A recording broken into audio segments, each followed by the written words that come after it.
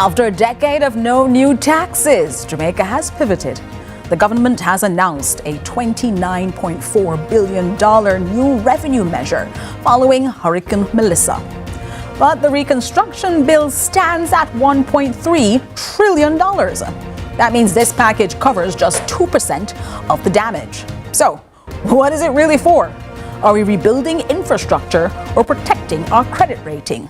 And the National Housing Trust is in the firing line once again. Is that now a new permanent revenue stream?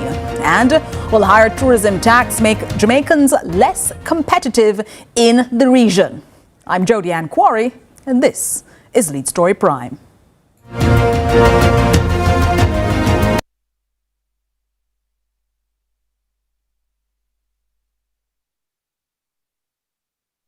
Before we begin our discussion about that 2% strategy, we have a breaking news story that we're currently covering here inside CVM's Lead Story Prime, taking you to our managing editor on the ground, Giovanni Dennis.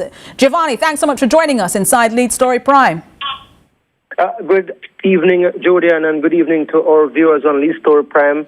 I can report on this developing story that the Firearms and Narcotics Investigation Division, FNID, along with other departments from the Jamaica Constabulary Force, carry out an operation, a search and find operation at FedEx's Half a Tree Road location earlier this afternoon. We can say that that operation has ended, and questioning is now taking place of two males who were taken into custody. We can confirm, based on well-placed sources, that what appeared to be cocaine was also found on location at FedEx. The weight has not yet been verified, as the team is now processing what was found, as well as two men who were taken into custody. A Toyota Axio, a white Toyota Axio motor car, has also been seized. I'm currently looking at it on FNID's property right now, and I will send a video footage of that into the newsroom momentarily as soon as we come off this interview, Jody. And what we can say, to give you some context and background to this information, the JCF received information earlier today, and they acted swiftly.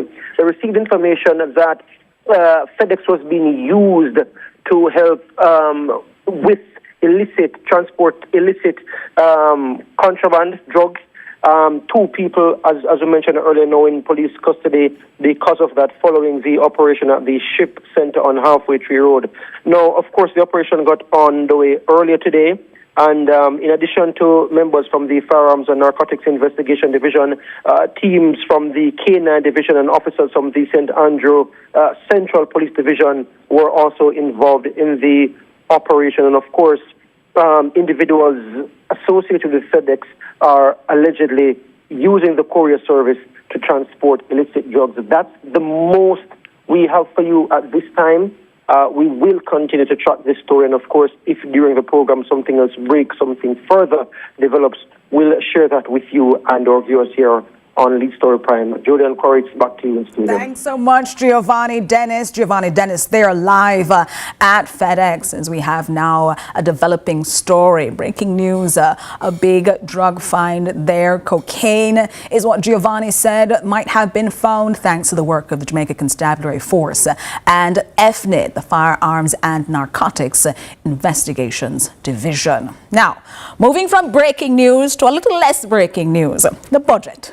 And we've heard about the budget that we have currently in place here. But after that decade of no new taxes, we're looking at a situation where new revenue measures have been announced by Minister of Finance Favour Williams. Well, in studio with me today and on Zoom, we have in studio Professor Andre Horton, economist, Catherine Silvera, President of the Jamaica Manufacturers and Exporters Association, Dr. Heather Ricketts, sociologist, and on Zoom we have Government Senator Keith Duncan, former President of the Private Sector Organization of Jamaica. A yummy conversation for us to have here inside Lead Story Prime. Let's talk about what it is that we are looking at here. Professor Horton, you're the economist. This is money, this is economy that we're talking about. So let me start off with heavy things with you, because we've also had inside Lead Story opposition spokesman on finance, Julian Robinson, talking about this budget and indicating that the government, he believes, would always have had a problem funding this budget. Always would have had a hole based on past government decisions. Is this budget, as you look at it, of about $30 million, 2% of the kind of damage that we saw thanks to Hurricane Melissa, giving us 50 years, if we use this alone, as a way of paying it off? Is this about reconstruction, or is the government using Hurricane Melissa as a convenient political cover to fix the structural deficit they're already facing? No, let's put things into context. You're talking about last year we had about a 40% fall off in GDP, which would have contributed to them not receiving as much taxes as they would have hoped for. So that's one case. The other case is that the Hurricane Melissa caused a $8 billion US damage, which the recovery also has to be paid for. So we're faced with a situation where, do we borrow the entire amount and put pressure on our fiscal rules, put pressure on our fiscal stance, put pressure on the debt to GDP trajectory that we want to maintain? Or do we try our best to implement some sort of short-term tax measures to cover that situation? And I think that the government cleverly crafted this particular tax revenue measures in such a way as to not to harm regular consumption of goods and services by the average Jamaican, but to deter the use of quote-unquote certain goods and services that they think are not congruent to a long-term health-oriented economy. And I've been looking at it, and the key here is that we have to balance our ability to garner new taxes with our ability to keep our debt at a particular level. And I think that's where they went with this. Well, we have that budget estimate, US $8.8 billion, that you heard Professor Horton make reference to a moment ago, working out to Jamaican $1.3 trillion, a whopping 41% of our GDP. Let's take a look, though, at what this all means. Let me throw this now to Amoy Harriet, talking to us about what a budget like this looks like, especially as Jamaicans are already claiming they're facing incredibly difficult times. For a decade, Jamaica's fiscal narrative was one of no new taxes. Then Finance Minister Dr. Nigel Clark opening the 2023-24 budget debate in Parliament. Madam Speaker, this represents the 6th consecutive budget speech in which we have not introduced any new taxes on the people of Jamaica. And Madam Speaker, by definition, the 6th year where we have reduced tax rates, Madam Speaker. Madam Speaker, it is the 8th consecutive budget where we have had no new net taxes. Madam Speaker, this is all under the Andrew Holness administration. Let anybody, Madam Speaker, mistake that. Madam Speaker, we have done so because we are committed to not only preserving our economic recovery, but to increase in it, and more importantly, to share the gain with the people of Jamaica. It was a point of pride, a symbol of stability. But tonight, that era is over. Hurricane Melissa didn't just strip roofs, it stripped away our fiscal cushion. Finance Minister Favour Williams has tabled a $29.4 billion Jamaican dollar revenue package for the 2026-27 fiscal year. The government calls it post-storm responsibility. Critics call it a survival tax. The Reconstruction Task Force has put the total damage from Hurricane Melissa at $8.8 billion US. That's approximately 1.3 trillion Jamaican dollars. Now that's roughly 41% of Jamaica's GDP. This tax package, however, only covers 2.2% of what we actually need to rebuild Jamaica. The gap is staggering. Even insurance coverage tells the same story. Combined payouts from the CCRIF and catastrophe bonds total just 242 million US dollars, less than 3% of the total damage. External support could provide up to 6.7 billion US dollars in loans and grants, but that is conditional on fiscal stability. Meanwhile, the fiscal responsibility framework has been suspended for the next 2 years. The tension is simple. The government says we must pay to rebuild. The data suggests we're being asked to pay into a gap so wide, this $29.4 billion is barely a down payment. $29 billion can't rebuild 1.3 trillion in damage. It's not even close. So if this package isn't paying for reconstruction, what is it actually doing? Let's look at the numbers. Out of that $29.4 billion, the heavy lifting comes from 3 places. The sugar hit, $10.1 billion from the special consumption tax on sweetened beverages. This is the largest single revenue earner. It's a direct hit on consumption. The housing diversion, $11.4 billion. The extension of the NHT transfer. Money intended for keys indoors is being redirected to the general purse. The environmental tax, a rise in the environmental protection levy to 0.8%, expected to net 3.6 billion Jamaican dollars. The government points to the $1.9 million income tax threshold as the shield for the people. But here's the reality. That shield only protects those in the formal tax net. If you're a farmer in the informal sector, you get all the taxes and none of the relief. Now look at the scale of the crisis. If this package doesn't actually fund the reconstruction, what is it for? Our analysis suggests this is a signaling measure. It tells the IMF, the World Bank, and the bond markets that Jamaica is willing to tax its citizens to maintain its primary surplus targets, even in a state of emergency. We're at a crossroads where the country's credit rating is being protected, but the household budget is being sacrificed. Finally, we look at our neighbors. While we prepare to hike tourism GCT to 15% in 2027, the Dominican Republic, our biggest rival, is using laws to give their hotels a 15-year tax holiday. We're becoming the most expensive destination to operate in at the exact moment we need tourism dollars the most. Tonight we ask, is this a responsible path to recovery? Or are we taxing the engine of our economy until it stalls? Jody, and the data is clear. The bill is here, but the math doesn't quite add up to a full recovery. It's back to you, Jody. Thanks so much, Amoy. We'll take a quick break and come back as we continue our discussion inside Lead Story Prime.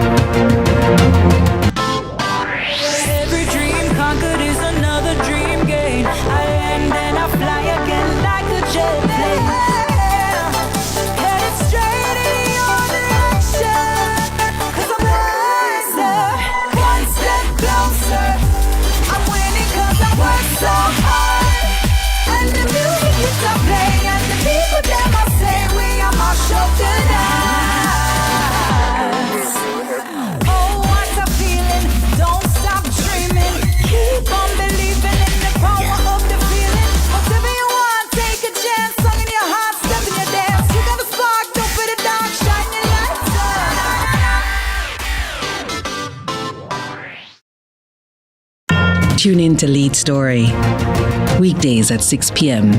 Hosted by Jody Ann Quarry. Brought to you by Horizon, a new loan product from Access Financial Services.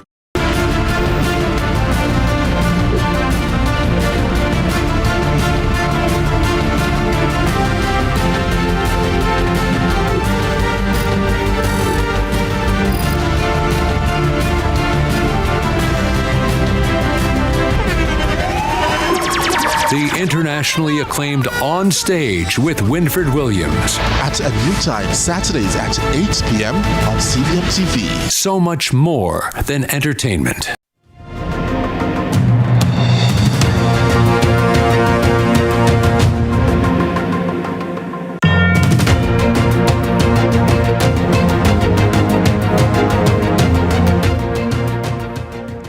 Thanks so much for staying with us inside Lead Story Prime. On set, I have with me Catherine Silvera, President of the Jamaica Manufacturers and Exporters Association, Professor Andre Horton, economist, Dr. Heather Ricketts, sociologist, and on Zoom we have with us former Government Senator Keith Duncan and former President of the Private Sector Organization of Jamaica. Catherine Silvera, I come to you because hearing Amoy's overview a moment ago, you now represent manufacturers and exporters. After 10 years of taxability, what signal does this increase now, this movement to having taxes send to manufacturers and exporters?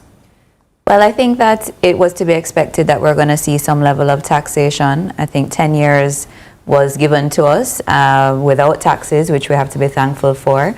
I think that for manufacturers and exporters, and investors as well. Sure, and investors. So for the sugar tax on sweetened beverages, we still have a lot of questions that need to be answered in terms of, is this a tax only for added sugar, beverages with added sugar, or is it going to be any beverage that has sugar? That's going to certainly affect beverage manufacturers. A number of years ago, the government, through the Ministry of Health, would have indicated that for schools, beverages had to go below a certain level of sugar, and manufacturers would have invested a lot of money in developing these formulated products to have a lower sugar option, and it has been approved for them to then sell into the schools. The sugar tax now seems like it's likely to go on top of these items as well, even though they put in a level of investment to get to a okay sugar beverage to be able to sell into the schools. So we still have a lot of questions that need to be answered, and we need to have consultation with government to understand how best we can move forward as manufacturers. For the environmental levy, that is a tax that is applicable to all goods, whether consumed domestically or exported. And so even though it looks like a small percentage raise, or it's still less than 1%, it is still a 60% increase. 0.5 to now 0.8. Correct. It's still a 60% increase. And it is something that has to be added into the cost of the goods for export. And when you're competing regionally with countries that don't necessarily have that as a tax on their goods, and it's coming on the heels of 2025 with the U.S. tariffs coming in, and the U.S. being our largest export market, it is something that our exporters are going to have to add into their cost of their goods, which may make them a little less competitive. That's then a concern for manufacturers, exporters, and investors. But let me pull in Senator Keith Duncan into this conversation here. Senator Duncan, we're having this conversation as the administration prides itself on fiscal responsibility. It's something that you had been very, very militant about as well in public life. But we're also seeing a suspension in the fiscal rules for the next 2 fiscal years. If the rules are off, then why it's being asked the rush in putting this $29.4 billion tax on the Jamaican people, a traumatized set of Jamaican people right after Hurricane Melissa? Thank you very much, and good evening, everyone, and good evening to your viewers, and thank you for having me and giving me the opportunity to share. I think I'd like to put things, Julian, into context as to where we are with our fiscal affairs. Jamaica, our fiscal rules have allowed us to run balanced budgets, meaning our revenues do not exceed our expenditures over the past 5, 6, 7, 8 years. We have run balanced budgets, and that has been a fiscal rule. In other words, we don't spend more than we earn. Revenues exceed expenditures, and over the last 3 years, up to 24, 25. In 24-25, we had a $7.6 billion revenue exceeding expenditures. In other words, we brought in $1 billion and $58 $1 trillion and $58 million of revenue, and $1 trillion and we spent $7 billion less in terms of our expenditures, right? No, and that has been we have always in the last number of years been able to curtail our spending to match up with our revenues so that we're able to reduce our debt to GDP ratios and reduce debt, right? Now, we have Melissa, and what happens to that number, and why have we relaxed the fiscal rules? Because even with this tax package that comes in, we bring in total revenues in the year 25-26 because we have fallout from Melissa, reduced tax revenues coming in behind, which is behind our budgeted targets by about 80 billion. So therefore, we bring in total revenues of $1 trillion and 69 billion, and we spend $1.2 trillion in Melissa recovery, and as a result of the fallout of the revenues, we are running a fiscal deficit closing out March 31st of this year of $134 billion. That's moving from a balanced budget where we had excess revenues over expenditures of $7 billion to running a fiscal deficit of $134 billion. And that is after we have the tax package put in place. What that means is that tax package doesn't even provide a significant dent into our deficit. And therefore, what do we need to do? Borrow the rest. So our debt to GDP now actually increases from where it was supposed to be, less than 60% at March 31st, 2026. It now goes to 68%. So we reverse that trajectory. So what you said inside of the introduction about that, we're doing this to maintain our primary surplus targets. We have run primary surplus numbers of over 5% of GDP. Our primary surplus now is down to 1.3% of GDP. So we're nowhere near where our target should be for primary surplus. We're running deficits. No, and we run deficits for the next 3 years. So that is why we have for the next 2 fiscal years these fiscal rules suspended. 26, 27, 25, 26, ending March 31st this year, 134 billion. Next year, 26, 27 is 190 billion. The following year, 27, 28 is 137 billion. I'm quoting from the fiscal policy paper that was issued last week. Yes. We showed medium-term fiscal profile of Jamaica. So we have to find ways to close that deficit. If not, we get back into increasing debt levels once again. And once your debt levels continue to increase, then your interest costs go up. Then your creditors, the people who lend you money, start to look at you in a particular way to say, are you serious about managing your fiscal affairs? Well, let me pause you there for a moment there, Senator Duncan, because the decision that we have made to reasonably say to our creditors, those international credit rating agencies, Standard & Poor's, Moody's, Fitch ratings, those are the big 3 that we've been looking at, and we'll be hoping that they continue to look at us favorably. But Dr. Heather Ricketts, you're a sociologist. The government isn't just deciding to do a good thing. They've chosen a particular path to do that. They're leaning heavily on consumption taxes, general consumption tax, a special consumption tax, rather than corporate or wealth taxes. Is that a deliberate shift to put the cost of climate disaster on the backs of the working classes? Because they're the ones that are paying for it, not corporations, even though you're hearing a lot about the asset tax. It is people who are being asked to pay for rebuilding. Does that matter? I don't think it is putting the burden on the working class only. I think all of us are being required to share this burden. As you've heard from the manufacturers, they will also share part of that burden. But they are likely to be passing it on. They're likely to be passing it on, yes, but I think all of us as citizens will have to help to close this deficit. As Senator Duncan has indicated, it is likely to affect our economy quite well. It is already affecting our economy quite significantly. So I don't think it is that we are being asked, or the government is shifting the burden to the working class. If you look at the tax on sugary beverages, let's just step back a little bit. Our poverty prevalence is now below 8%.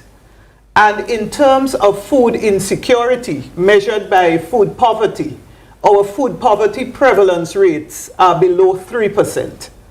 So we don't have significant percentages of our population in poverty, or certainly in food poverty. But is that the marker of persons who would be drinking sugary drinks? Because if you have a broader definition of working class as people who are not gaining their income from assets, the majority of Jamaicans go to supermarkets, they're buying these things, and they might be concerned that an increase on sugary beverages, even if it's 0.2 cents per milliliter, might impact them and their household budget. It will impact them and their household budgets. I think the government has indicated very clearly that there is a dual reason. It's also sharing the burden, but also there's a public health concern. And so some of this is going to drive behavior change. Over time, we are likely to see persons make better choices in terms of choosing away from sugary beverages. Disproportionately, the poor and working classes are going to be affected. But at the same time, let us look at the trade-off. So in the short term, there will be pain, some increase in the cost of their monthly or weekly budgets. But down the road, it will probably redound to the benefit of the health budget.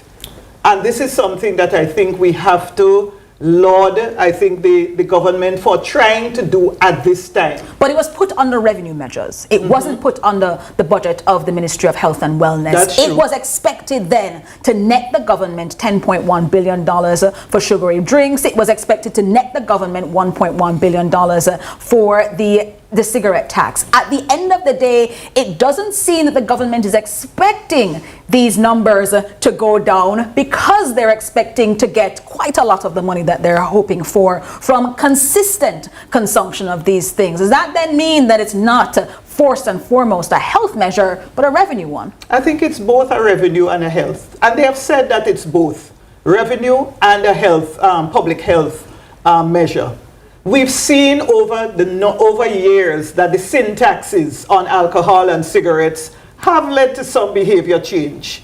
There was a time when we saw a lot of smokers, which we don't necessarily see now. We might see them smoking something else, but certainly. And Deborah Chen, the executive director of Heart Trust Foundation and the board member for the Jamaica Coalition for Tobacco Control, said vaping was also a concern of hers, but that is not included, as far as she's aware, in this new cigarette tax. They're waiting, though, for additional information from the government on that. So for all the concerns that we have, it does appear to be an out-and-out revenue measure. And still, given what you and Senator Duncan have said, $2.2 million alone is what we, or rather 2.2% of the $1.3 trillion that we lost is all we'll be getting overall. Senator Duncan, before we take a quick break here inside Lead Story Prime. So, in Mexico introduced a tax on sugar-sweetened beverages in 2014, leading to a 37% reduction in purchases.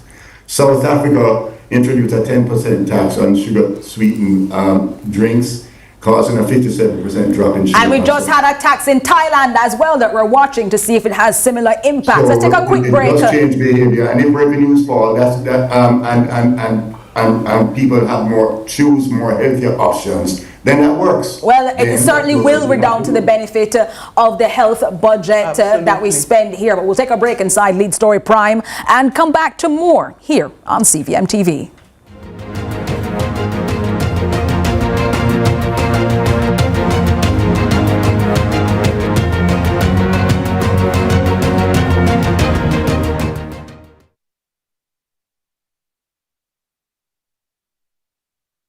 Start your journey with a Jane Bank Small Business Loan, with small business loans with as little as $10,000 and up to $4 million. The time is 8:30. Every dream conquered is another dream gained. I land and I fly again like a jet plane. Headed straight in your direction, 'cause I'm wiser, one step closer. I'm winning 'cause I work so hard. And the music keeps on playing, and the people that must say we are my show tonight.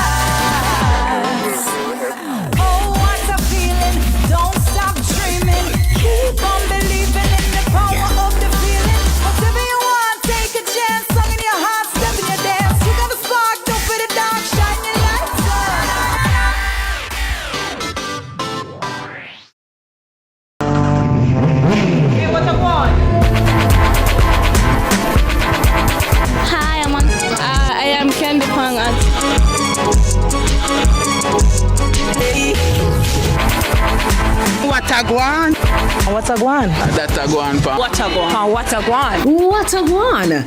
Mondays, Wednesdays, and Fridays at 8 a.m., 1:30 p.m., and 10 p.m. on CVM TV. Watagwan pa. Watagwan.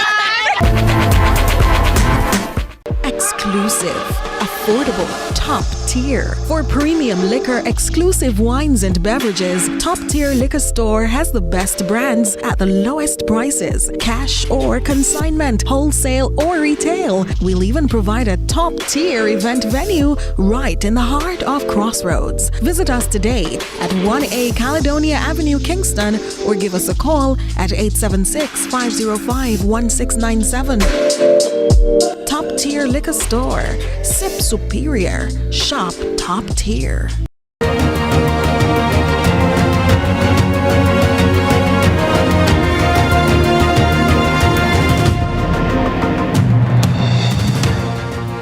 We're taking a look at the new taxes that have been announced by Minister of Finance Fiscal Williams, letting the country know to anticipate them. And this changes the trajectory that Jamaicans have become accustomed to over the past decade. Professor Horton, I come to you now. You're the economist once again. I'm pulling it into this because this package that has been announced by the finance minister only covers just 2% of the total damage, that bill that we have of $1.3 trillion. If it's not going to cover all the damage, what macroeconomic function then is it actually serving?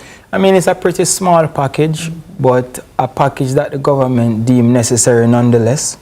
However, from an economic standpoint, we have to look at something that we call the Laffer curve.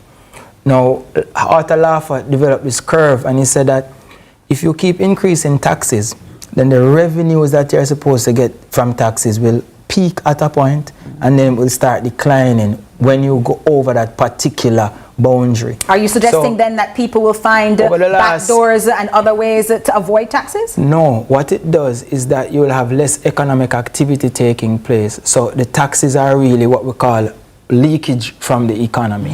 And what we really want is injections. And what taxes do is that it's what is called a contractionary fiscal policy. So these policies are really policies that will automatically, in most cases, lead to a decline in gross domestic product, because what is happening is that the monies that businesses should be using to expand, they now have to transfer it to the government. And when you look at it, these are mainly consumption taxes. So the tax on sugary drinks, which I don't drink sugary drinks. I don't. But the tax is going to be faced by people all across the walks of life. Now, the health implication is very good and I like it. But these are consumption taxes. When you look at them, they are consumption taxes. So we have to now begin to say, over the last 10 years, we haven't collected any new taxes. But what have we been doing then to expand the scope of the economy so that when disaster strikes, the government has collected enough in the coffers to subsidize whatever disadvantage we get from a particular disaster? And we know they won't be able to cover it. That's why we have certain types of insurances. And these insurances are a drop in the bucket, as you quite rightly calculated. It's about 3%. So we know we have to go back to the market to borrow. But at the same time, what are we doing in terms of economic management? Because you can't have an economy that you haven't taxed for 10 years and the slightest disaster happens, you have to go back to taxes. So it's not just about getting the fiscal house in order for the short term, a year, 2 years, 10 years. It's about having a long-term projection for the fiscal coffers so that we're looking at the economy. How much are we investing in this area? How much are we investing in that area? How much are we investing in that area? So that business can grow in this area, so in the next 5 years we can collect more taxes in this area. How much are we investing in that area? And that is what I want to see from the budget. Where is the spending going? How are we stabilizing macroeconomic output in the economy? And what support are we giving to industries to help them grow? And we haven't seen that over the last 10 years.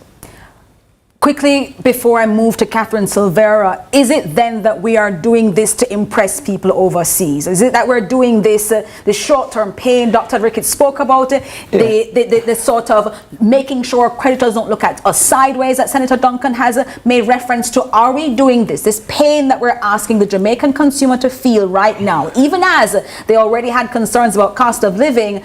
Is it that we're saying to them, grind it out a little more, better might come? You see, fiscal policy is a tool of the government. And fiscal policy is a stabilization policy. But fiscal policy should also be used as a growth impetus policy. But Jamaica has found it very difficult to grow. So what is happening is this. We need to borrow. It's no question.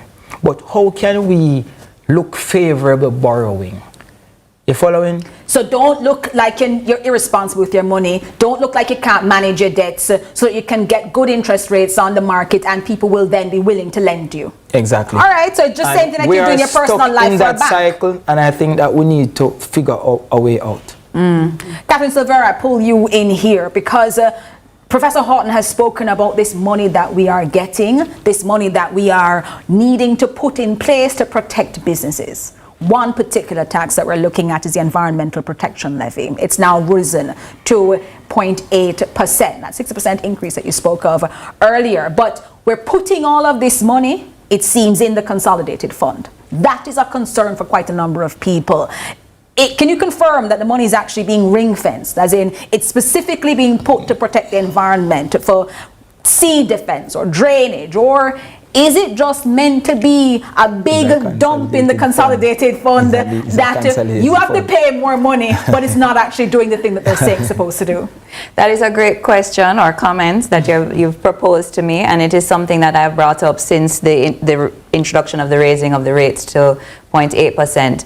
Because even though on imports, for example, it's allocated as a separate line item, when you, as a manufacturer, have to pay over on a quarterly basis your environmental levy, it's itemized as environmental levy. As far as I'm aware, it does go into the Consolidated Fund. And so one of the questions that I think I brought up in an interview last week was, the government is asking for us to pay an increase on the environmental levy coming out of a climate event, Hurricane Melissa. So that increase, what programs is the government putting in place to make Jamaica more resilient to future climate events, utilizing that money? Because as far as I'm aware, it's just going to the Consolidated Fund, and I'm not sure what specific programs it's going towards to help make Jamaica more resilient. That's another concern that has been raised about the sugary drink tax not being specifically earmarked for the Ministry of Health and Wellness, and the same with the cigarette increase as well. That these things, if we're going to say they're to redound to the benefit of Jamaica's population for health, we don't know if we have that then separated. Let me pull in, though, before I pull in Dr. Ricketts, a big, heavy question here, NHT. Senator Duncan, the National Housing Trust is something that has been in the news since 2013. We had this temporary movement of money from the NHT. $11.4 billion is now going to be diverted from the NHT, 2026 to 2027. It's extended for the next 5 years until 2031. But we've been temporarily borrowing from it. 2013 to 2017 under Phillips, 2017 to 2021 under Shaw and Clark, 2021 to 2026, and now Minister Favour Williams projected to take from the National Housing Trust 57 billion Jamaican dollars.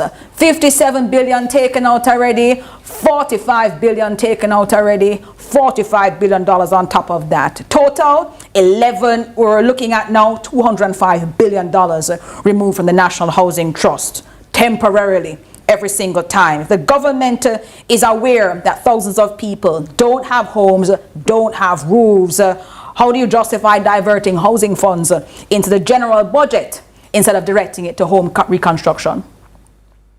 Okay, Jodianne, that is a very good point, and that has been a sore point for many.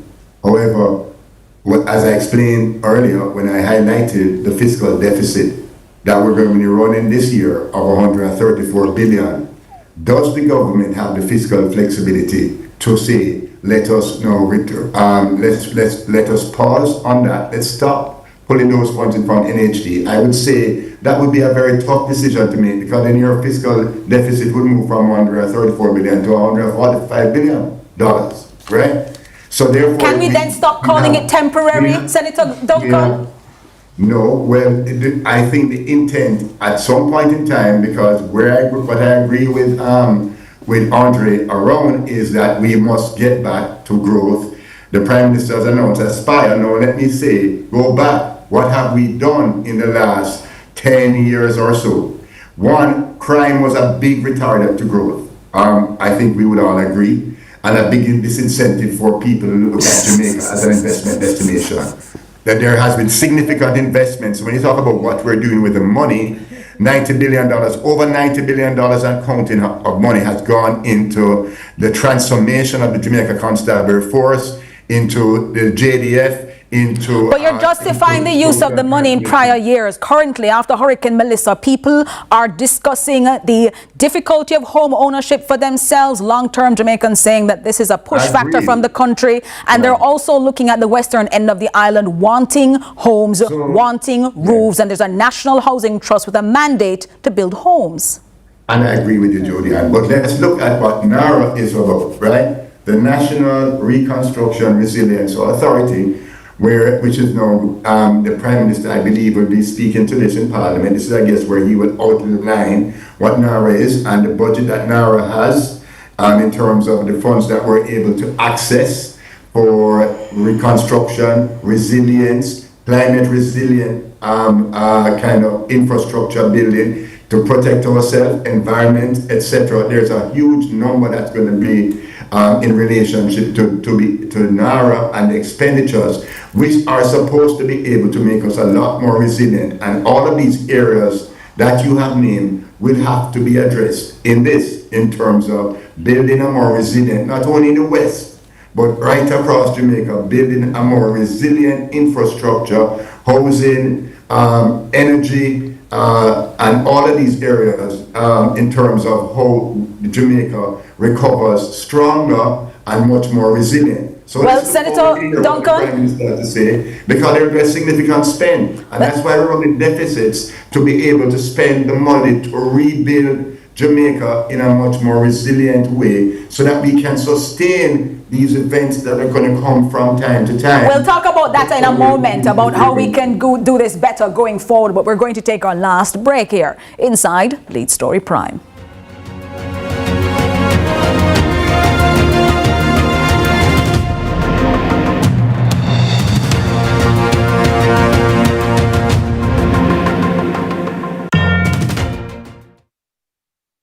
Blend in when your home can stand out. Come to Jung Home Center, the only place in Portmore for top-tier home decor and garden must-haves, all at prices that won't burn your wallet. Style your space, boost your yard. There's something for the whole family. Find us at 68 Newland Road, Portmore. Jung Home Center, big on style, bigger on savings.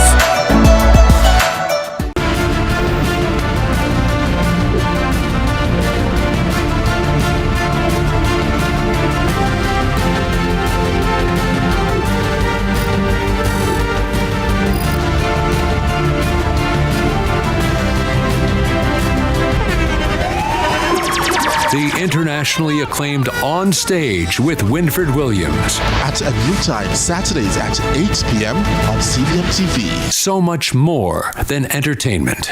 Let's delve deep into the issues. We'll take you beneath the surface. Greetings and salutations. My name is Orville Higgins, and it's another edition of Fan Central. Talking to the people at the heart of the top sporting stories. Hear from your favorite sportsmen and women and the administrators who work tirelessly to make it all happen. It's a live sports talk. I've written an entire article. Yes. Looking at all the major issues every Tuesday at 9 p.m. It's Fan Central.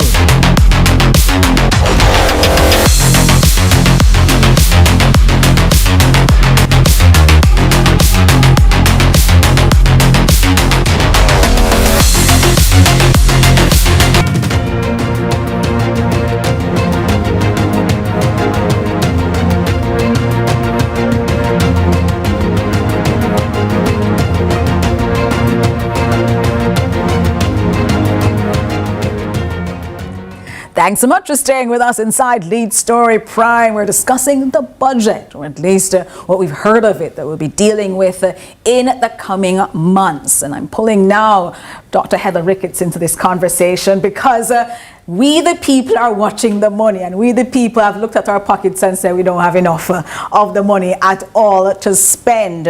Part of what we're seeing right now is a government promise made last year. The personal income tax threshold would now be moved to $1.9 million. But the taxes that we have today, well, if you don't have a personal income tax threshold to benefit from, you're going to get joked. If you're in the informal sector, street vendors, farmers, taxi drivers, they get zero benefit from that.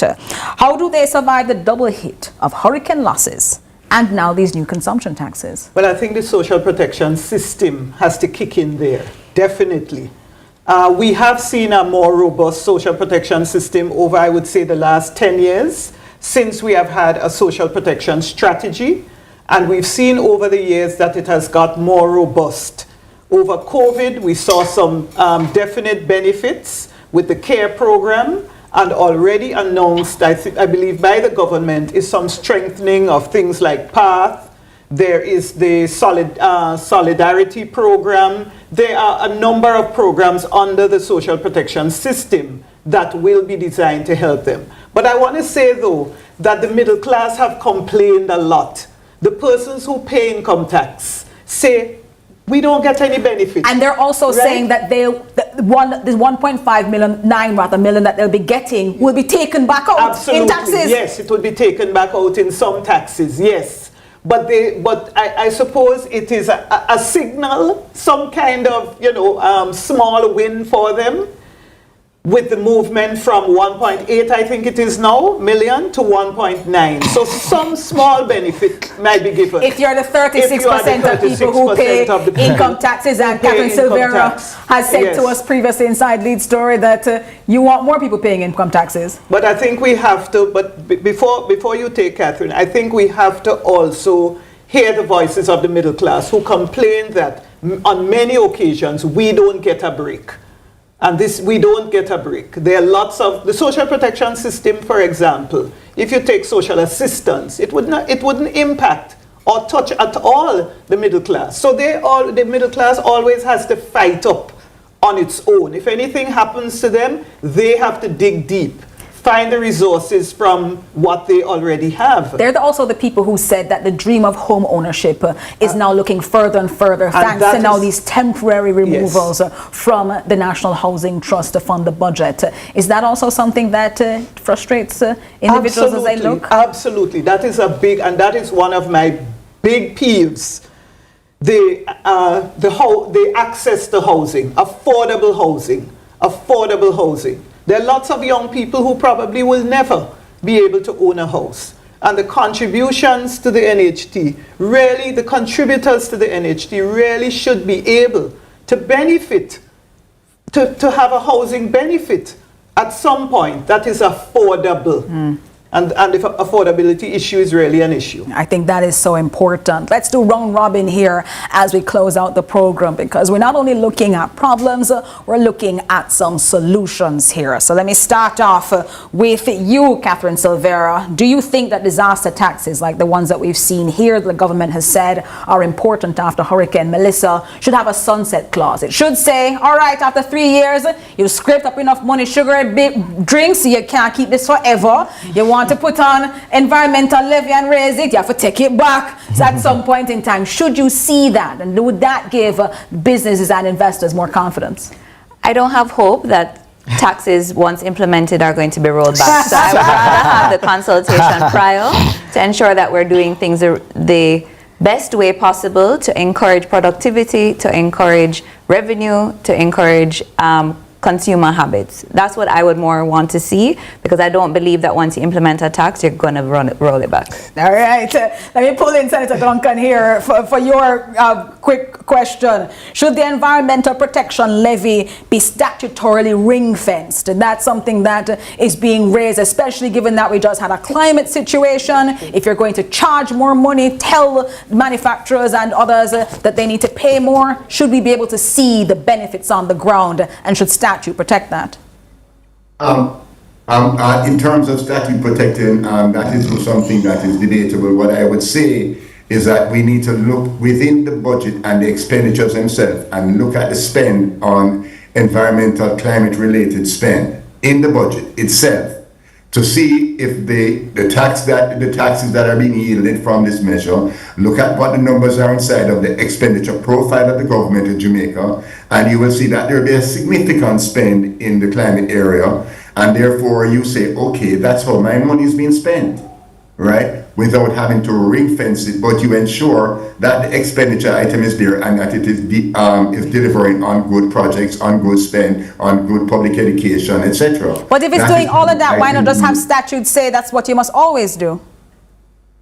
Well, you know, that is something that that can always be debated, and then you can try and tighten as much as you can in a legal framework. That's possible. But for now, all you need to do is to open up those estimates of expenditures and look at them, and you will see that spend is significant, right? All right. But as a country, we now need to know that there's a hole in the budget, and as a country, we need to come together because we need to preserve macroeconomic stability, because over the last two administrations, for the last 15 years or so, from Bruce Golding with the Fiscal Responsibility Framework through Portia Simpson-Miller, the Honorable Portia Simpson-Miller, Dr. Peter Phillips, through Andrew Holness and Honorable Andrew Holness and Dr. Nigel Clark, Dr. Audley Shaw and Faber Williams, we have maintained fiscal responsibility and macroeconomic stability, which is a platform for growth. All right. And therefore, we now need, as a country, one, to manage our fiscal affairs, and two,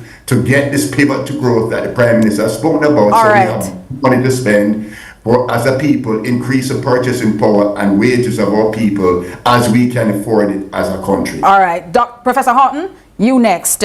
Is a diaspora climate bond a viable alternative? Saying to the people, we have about the same population, about 2.8 million people living outside of Jamaica as in Jamaica. Do we go outside and say, come help your home?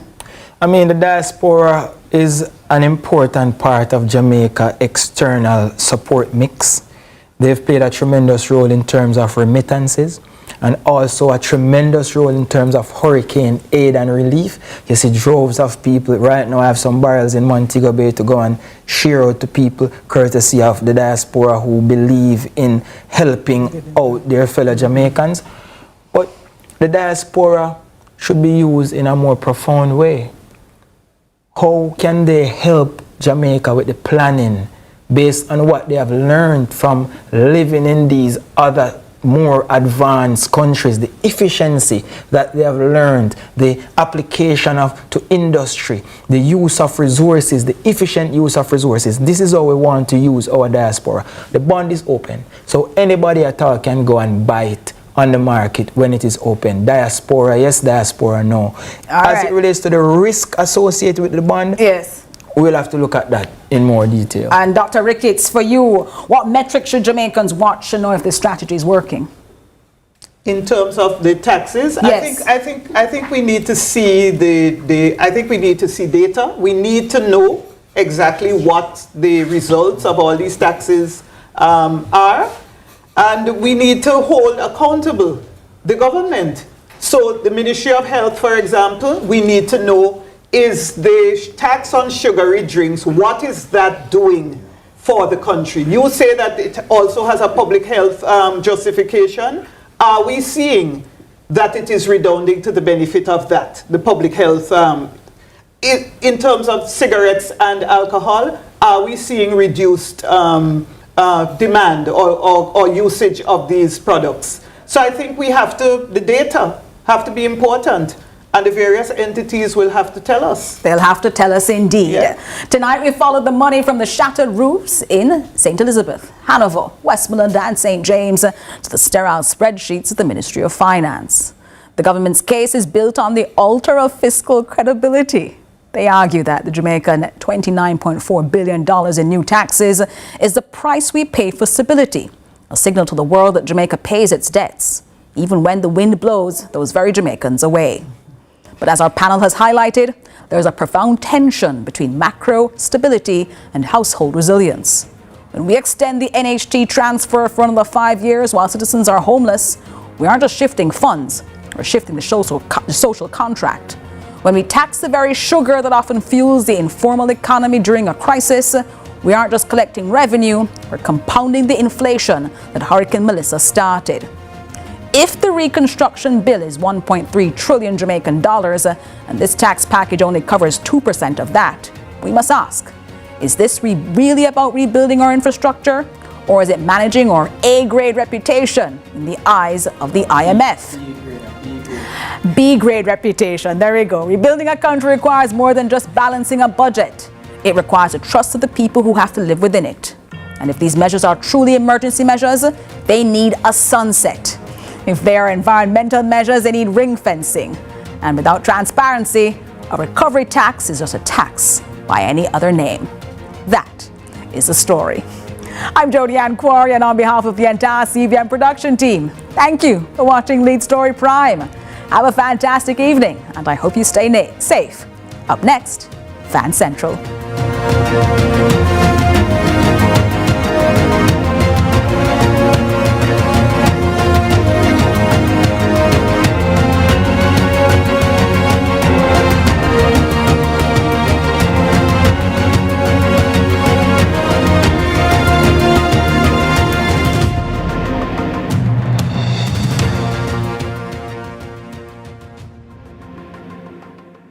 I'm there, you know, Jamaica, I'm there with Sammy K. You don't know, CVM see it happen here live. There you are, Chris Breezy and friends. Don't know, we'd have to mash up the ends. You see, Davo forever. Can't forget the name.